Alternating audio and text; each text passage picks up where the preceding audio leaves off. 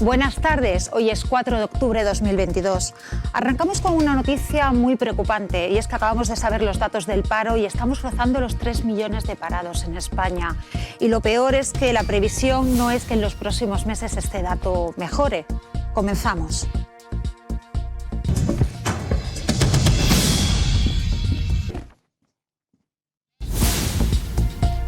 Los presupuestos generales del Estado han sido muy madrugadores. PSOE y Unidas Podemos anuncian un acuerdo para el proyecto de presupuesto de 2023, que contará con el mayor gasto social de la historia.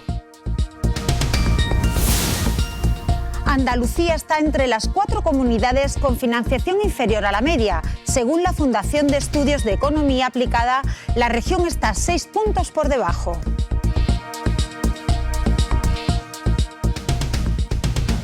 Y en deportes destacamos la situación del tenis nacional, ya que por primera vez en la historia 2 tenistas españoles ocupan los 2 primeros puestos del ranking ATP. Carlos Alcaraz es número 1 del mundo, mientras que Rafa Nadal ocupa la segunda posición.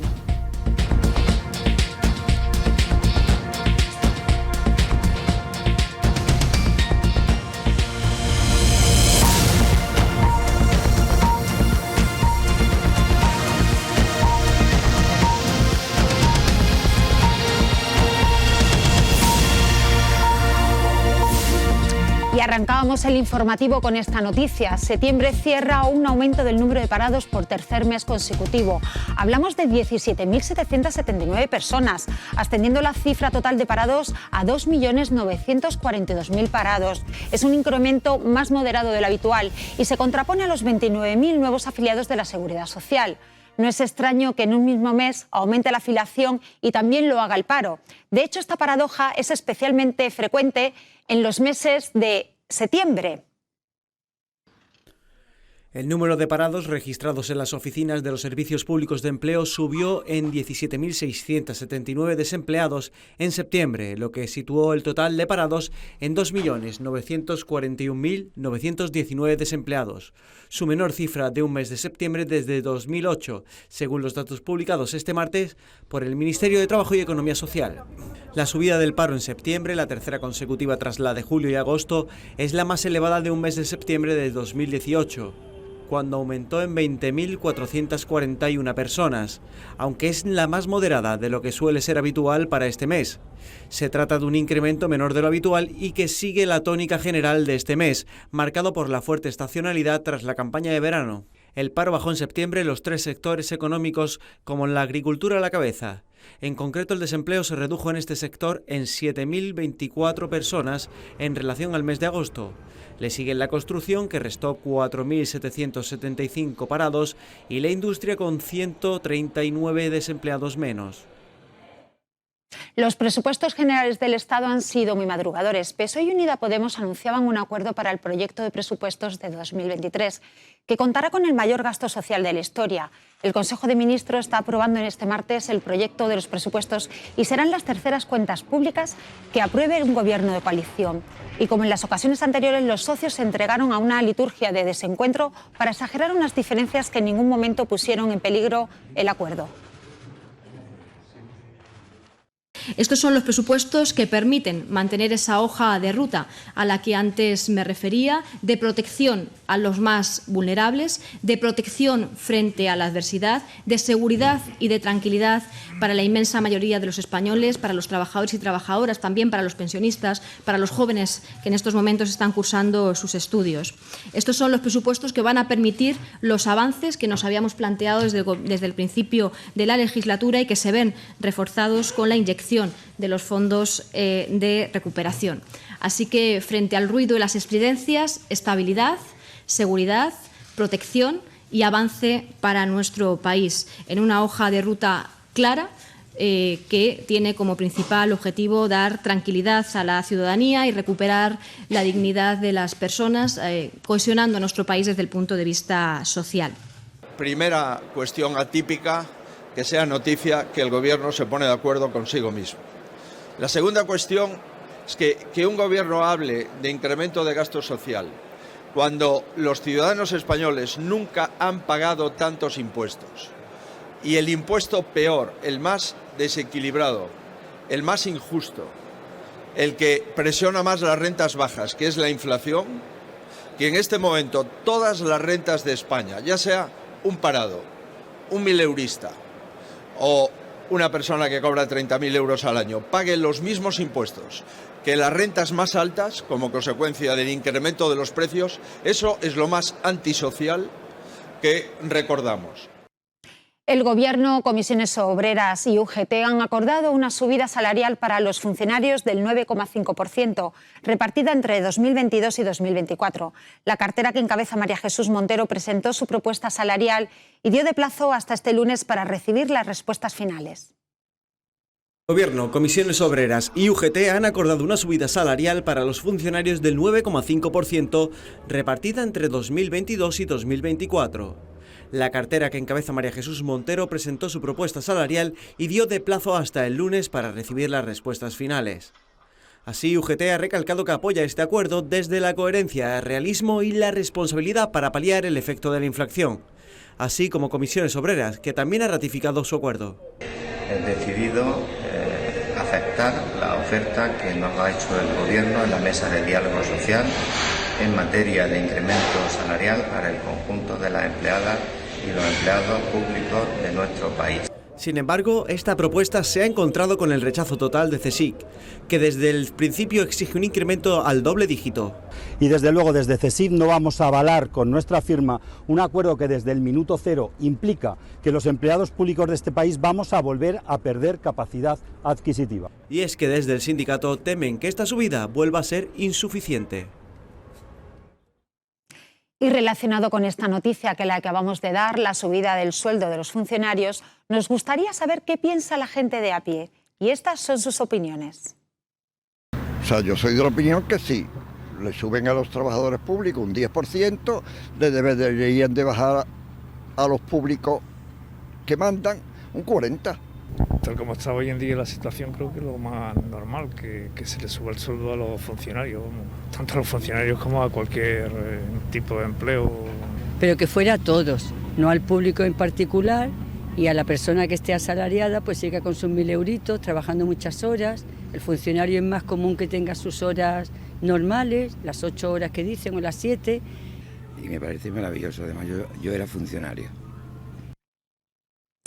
Hoy es un día muy ajetreado en cuanto a noticias de economía se refiere. Desde temprano teníamos el anuncio de presupuestos, subida de sueldos a funcionarios, pero el Gobierno asume que la economía ya no crecerá más en todo lo que queda de año.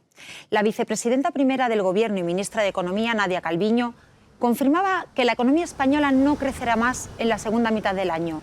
Lo asumió al apuntar que el Producto Interior Bruto repunta un 4,4% en 2022 y reconoce que la economía española, al igual que la europea, está sufriendo un notable parón.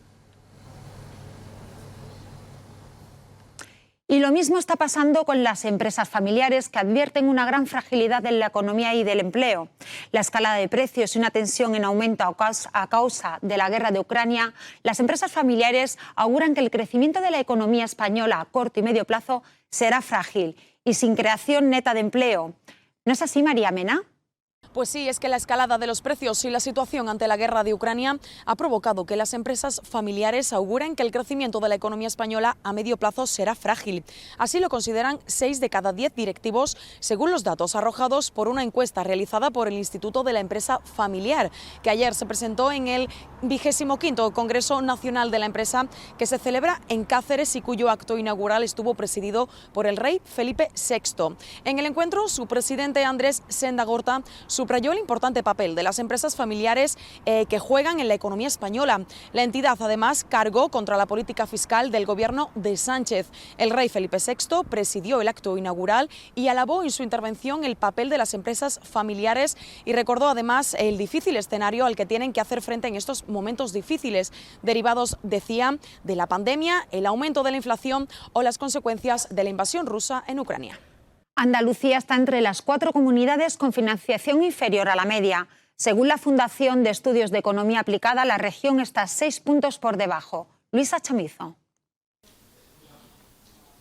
Así es, junto a Murcia, Castilla-La Mancha y la Comunidad Valenciana, nuestra comunidad es de las que menos financiación reciben por parte del Gobierno central. Este informe publicado por la FEDEA viene a confirmar lo que ya vienen reclamando desde hace meses precisamente estas 4 regiones al Gobierno de Pedro Sánchez. Es decir, lo que piden es un fondo de compensación mientras se resuelve y se aprueba la nueva reforma del sistema de financiación autonómicas. En otras palabras, lo que piden estas comunidades es que este reparto de fondos siga un criterio poblacional, que aquellas comunidades que cuentan con mayor población pues sea también las que más fondos, las que más dinero reciban. Pero mientras se resuelve esta situación, ¿cómo están afrontando las comunidades la dura situación económica derivada de la inflación? Pues lo que están haciendo es aprobar rebajas fiscales. Ya lo ha hecho, por ejemplo, Andalucía con esta 6ª bajada de impuestos, y la línea que está siguiendo Juanma Moreno es la que están siguiendo también otras comunidades como por ejemplo Madrid, Galicia, Euskadi o Valencia.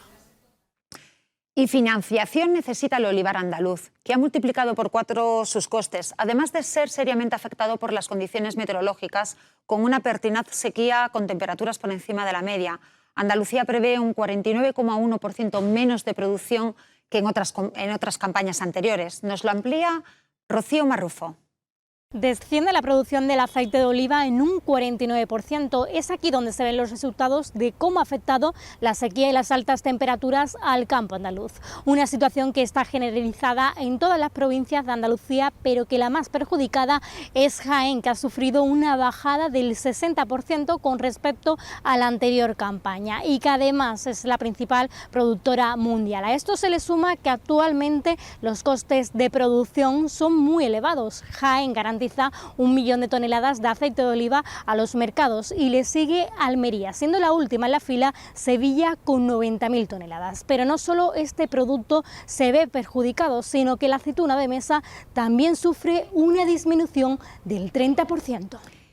Y vamos a hablarles de un dato muy preocupante. La OCDE, que es la Organización para la Cooperación y el Desarrollo Económico, advierte que el 28% de los jóvenes españoles no tiene terminado el bachillerato ni la FP, el porcentaje más alto de la Unión Europea. También sube el número de ninis. 1 de cada 5 jóvenes ni estudia ni trabaja, es decir, el 20,3% frente al 13% que es la media europea. España es uno de los países de la OCDE con mayor proporción de adultos jóvenes con bajo logro educativo. El 28% de los españoles de entre 25 y 34 años no ha llegado a titularse de bachillerato o en formación profesional de grado medio. El organismo internacional advierte de que la segunda etapa de secundaria es la cualificación mínima que se debe adquirir para tener una participación exitosa en el mercado laboral. Sin embargo, el porcentaje de los que apenas consiguen unos estudios básicos duplica la media de los países desarrollados.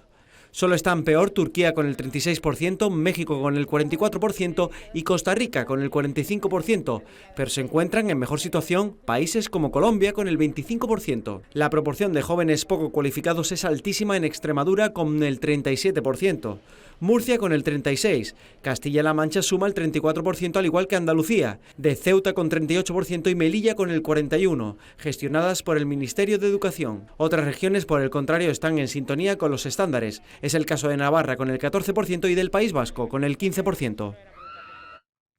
Y en Sevilla una operación contra el narcotráfico se salda con una veintena de detenidos. El portavoz de la Guardia Civil, Guillermo Alonso, ha explicado que se ha desplegado una gran operación contra el narcotráfico con cerca de 200 agentes que han llevado a cabo 17 registros domiciliarios en varias localidades sevillanas y Alicante. Todavía se están cogiendo, lo que sí que es verdad que se ha cogido drogas, se han cogido armas, se ha cogido documentación y finalmente pues eso, o sea, podremos hablar de un número determinado de detenciones.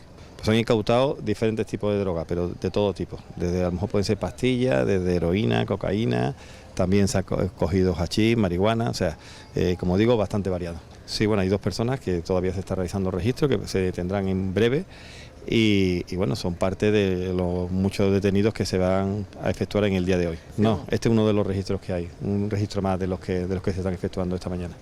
Sí, bueno, el plan Cartella y el plan especial del Ministerio del Interior no solo afecta al campo de Gibraltar, a Cádiz y a Málaga, sino que afecta a todos lados. Se están haciendo muchos servicios y muchas operaciones en las diferentes provincias de Andalucía. Una acción importante que se dedicaba al narcotráfico, que vendía bastante y que vendía además todo tipo de drogas y drogas bastante dañinas. Pues sí, la verdad que vendía bastante, podemos decir que era un supermercado y que tenían, además ese supermercado tenía como bastantes concesionarios. Y un día más continuamos hablando de guerra. Hoy se cumplen 223 días. Ucrania rompe varias líneas defensivas en el frente de Jersón y obliga a Rusia a retroceder en un territorio ya anexionado. Las fuerzas rusas se encuentran en su peor momento desde el inicio de la invasión y ni siquiera puede garantizar el control a medio plazo de los territorios anexionados ilegalmente. Mientras la Duma reconoce las anexiones, Putin envía un grupo de reservistas para proteger el Donbass. Y ya tenemos constancia de las movilizaciones de los reservistas rusos. Más de 200.000 han pasado por Kazajistán, según las autoridades, y llegaban este lunes a la recién anexionada región de Lugansk con el fin de asegurar el territorio, mayormente dominado por Moscú. Según ha detallado el Ministerio de Defensa de Rusia en una publicación en su canal de Telegram, los residentes de esta provincia han salido a recibir a los reservistas. Los movilizados por el Kremlin, tras concluir su periodo de instrucción y entrenamiento en combate, entrarán en acción con una de sus principales misiones, la del control de los territorios del este de Ucrania.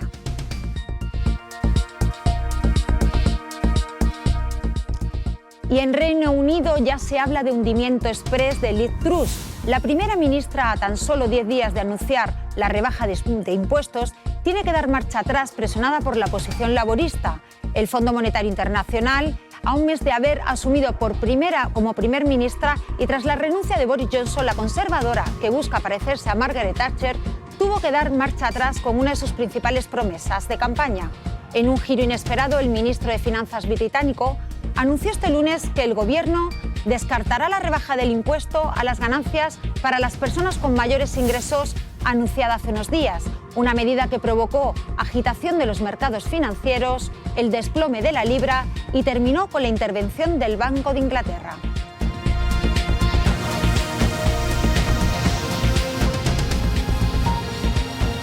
Y en Japón se han llevado un buen susto. Las autoridades activaban una alerta para la población al sobrevolar su territorio un misil norcoreano. El proyectil que activó el envío de mensajes de emergencia a la población para buscar refugio pasó por el norte del archipiélago, recorriendo la mayor distancia hasta la fecha, y cayó en el mar sin registrar daños.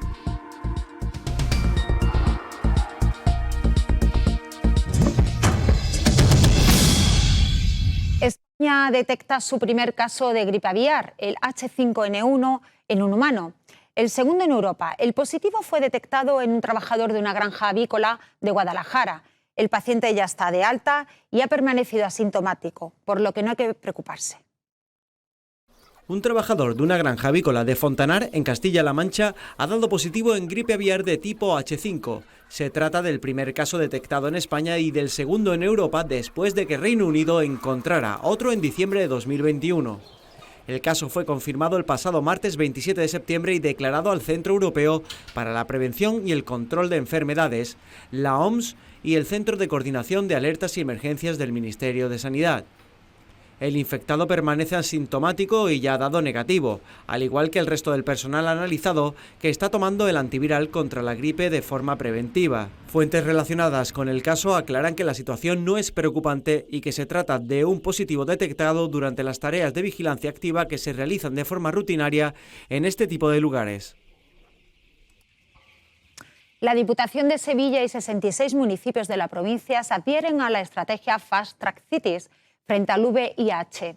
El próximo 11 de octubre, la ciudad de Sevilla acogerá el Congreso Mundial de la Red Fast Track Cities, una estrategia de respuesta rápida que trabaja a nivel municipal para alcanzar el objetivo 90-90-90, que es el 90% de las personas con VIH conozcan su estado serológico, que las personas que están diagnosticadas sigan un tratamiento y que estén tratadas consigan suprimir la carga viral, para que se mantengan sanas y reduzcan el riesgo de transmisión del SIDA.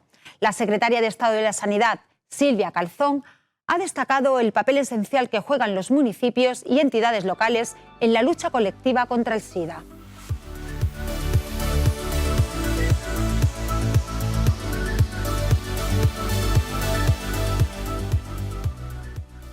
Bajan las ocupaciones en España, un 5,4% en los 7 primeros meses del año.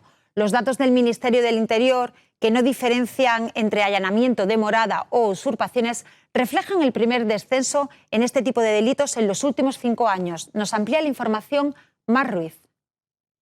Las ocupaciones en España han descendido un 5,4% en los últimos 7 meses. Esta ha sido la respuesta que el Ministerio del Interior ha dado a la enmienda propuesta por el PSOE de desalojar ocupas en 48 horas. Desde el Ministerio se habla de ocupaciones refiriéndose tanto al allanamiento de morada cuando se ocupa una vivienda habitual, ya sea primera o segunda residencia, y usurpaciones cuando se ocupa un inmueble propiedad del banco o vivienda vacía. Por comunidades autónomas ha aumentado este delito en la Comunidad Valenciana en un 23%. Sin embargo, la mayoría han descendido, siendo la más notable Baleares en un 30%, seguido de Madrid y Andalucía. Esto supone el primer descenso de este delito en los últimos 5 años en España. Y el día de hoy tiene un apellido y es Quintero. Jesús Quintero, conocido por todos como el Loco de la Colina, falleció a los 82 años. Periodista, director, presentador de programas de radio, televisión. Nos dejaba para hacer su último silencio, pero siempre nos quedarán sus icónicas entrevistas y el sonido atronador de su voz. El periodista Jesús Quintero ha fallecido este lunes a los 82 años tras sufrir una larga temporada, una afección respiratoria. El comunicador fue ingresado a principios del pasado mes de septiembre en la residencia de Nuestra Señora de los Remedios, situada en la localidad gaditana de Ubrique, para recibir el tratamiento diario necesario para su recuperación. El mítico presentador, el Loco de la Colina, creador de múltiples formatos de radio y televisión, recibió más de 200 galardones, entre los que destacan el Ondas Internacional, el Premio Rey de España de Periodismo o el Premio a la Originalidad Periodística. Galardones que le convirtieron en un auténtico fenómeno social, incluso fuera de nuestras fronteras, creando escuela y una marca propia. Ganador. El talento español está detrás del momento más viral e inesperado para todos en el desfile de Coperni en la Semana de la Moda de París. Su nombre es Manel Torres y ha revolucionado el mundo de la moda con un vestido de spray. Sí, han oído bien.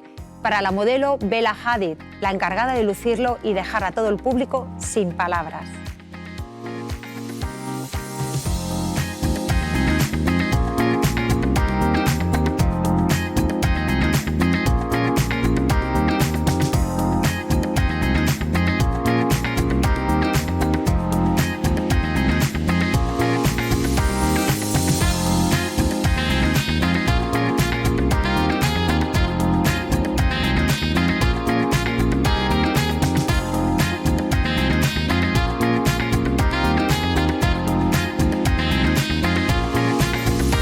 La previsión del tiempo para este miércoles 5 de octubre en la provincia de Málaga se presentará con los cielos nubosos con nubes bajas y brumas en el litoral, sin descartar bancos de niebla. Cielos poco nubosos en el resto de la provincia. Las temperaturas irán en descenso o las mínimas sin cambio en las zonas costeras. Los vientos serán de componente este, más intensos en la comarca de Antequera y el litoral extremo occidental.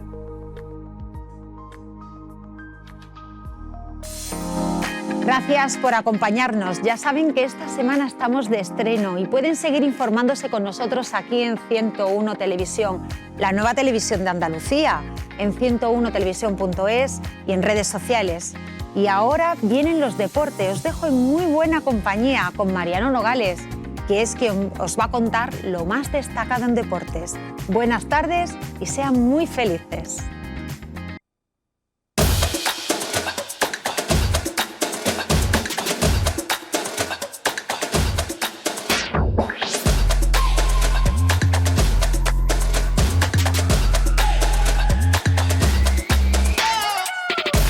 ¿Qué tal? Muy buenas, bienvenidos a Deportes 101. En este martes 4 de octubre vamos a repasar lo más destacado de la información deportiva y antes de entrar en faena vamos a ir con lo más destacado, vamos con los sumarios. Tenis nacional goza de una fantástica salud y es que por primera vez en nuestra historia, en la historia del tenis, dos españoles, Carlos Alcaraz y Rafa Nadal, ocupan los números 1 y 2 del mundo respectivamente en el ranking de la ATP. Nos vamos hasta Sevilla para analizar cuál es la situación de Julen Lopetegui en el banquillo del cuadro de Nervión. A priori se va a sentar ante el Borussia de Dortmund en el día de mañana, pero el Sevilla ya tiene sustituto, un viejo conocido de la parroquia sevillista. Hablamos de Jorge Sampaoli.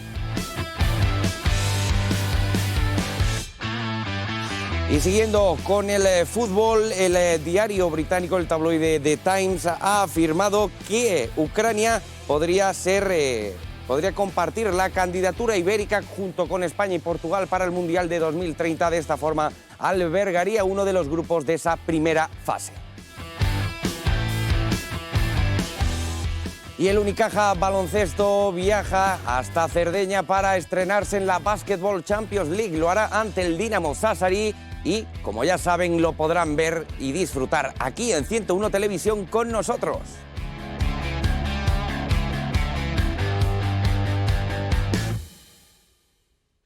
Una vez repasado lo más destacado, ya sí que nos vamos a poner con la información y en primer lugar vamos a hacer ese repaso a cómo está ese ranking de la ATP, un ranking histórico para los intereses de nuestro país, puesto que por primera vez en la historia dos españoles lo lideran. Carlos Alcaraz es el número 1, mientras que Rafa Nadal es el número 2.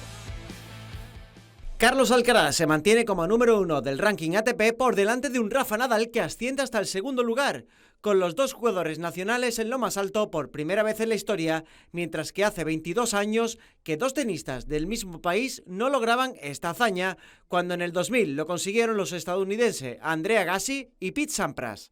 Este hito pone el broche a una temporada brillante para el tenis español, después de que Nadal conquistara el Abierto de Australia y el Roland Garros y Alcaraz levantara el US Open. Dos tenistas nacionales han vencido en 3 de los 4 grandes, en un año en el que España ha celebrado 14 títulos individuales en el circuito masculino y uno más en el femenino, además de 6 en categorías dobles. Alcaraz continúa en lo más alto de la clasificación después de su triunfo en el US Open, su primer grande en su carrera, mientras que su último encuentro fue en la fase de grupos de la Copa Davis. Por su parte, Nadal no juega desde la despedida de Roger Federer en la Copa Laver, después de caer en octavo del Grand Slam en New York. Pues sí, ahí tenemos al del Palmar y también al de Manacor, al Manacorí, liderando este ranking de la ATP, demostrando también cuál es la salud del tenis español. Y hablando de salud, la que no es tan buena es la de Julen Lopetegui, en referencia a su situación en el banquillo sevillista. La entidad nervionense ya ha decidido que no va a continuar en el cargo, pero sí que le va a dejar estar presente, dirigir al conjunto sevillista en el encuentro ante el Borussia de Dortmund en la tercera jornada de la fase de grupos de la Champions League, pero como ya decíamos antes, el Sevilla ya tiene un sustituto elegido. Monchi se ha decantado por la opción por la vuelta de Jorge Sampaoli. Las horas de Julen Lopetegui como técnico del Sevilla Fútbol Club se van acabando, aunque mínimo le quedará un partido. El técnico sevillista dirigirá a los suyos mañana ante el Borussia de Dortmund en un encuentro clave para el entrenador Champions League. El club, con Monchi a la cabeza, ha decidido que Lopetegui afronte esta última bala, pero lo han hecho con un doble objetivo. En primer lugar, presionar a la plantilla para intentar cambiar la cara mostrada desde el inicio de la temporada, pero también para ganar tiempo y poder negociar con el sustituto que ya ha sido elegido. Hablamos de Jorge Sampaoli, que volverá al Sevilla para ocupar la plaza del entrenador vasco. El argentino encarará su segunda etapa en los mandos del cuadro hispalense después de haber estado una temporada en la banca sevillista, concretamente la 2016-2017. Dirigido a la selección argentina, al Santos y al Marsella, su última experiencia.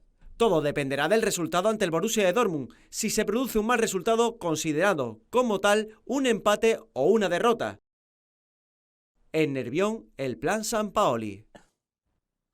Y precisamente hablando de la Champions League, en el día de hoy se va a estrenar la tercera fecha. Formar parte en este martes son el Fútbol de Madrid, pero vamos a comenzar con el conjunto culé, el equipo dirigido por Xavi Hernández, que ya está en Milán, ya se ha ejercitado, incluso ya se ha producido esa comparecencia en la previa de un encuentro que realmente es crucial para los